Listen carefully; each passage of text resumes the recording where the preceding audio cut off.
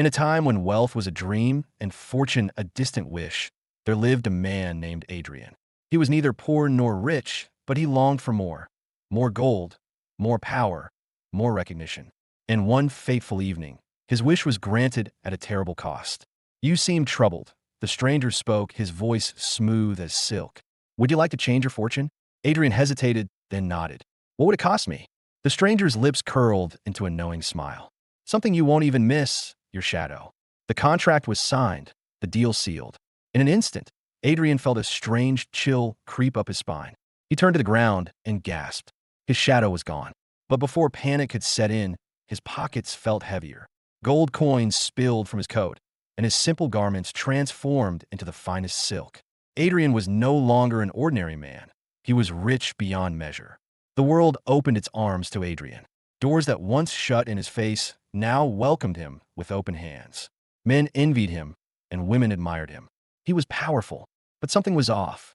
At first, it was subtle, strange glances, hushed voices when he entered a room. "Something's unnatural about him," they'd murmur. "Have you noticed? He has no shadow." His wealth could buy him everything except companionship. Fear crept into people's hearts. His once admiring peers now whispered of dark magic, of curses. And soon, the city turned its back on him. Then came the greatest horror. It wasn't just his shadow that had vanished. His very existence was slipping away. He reached out, but his hands passed through objects as if he were made of air. "Please," he begged the knight, "I want it back."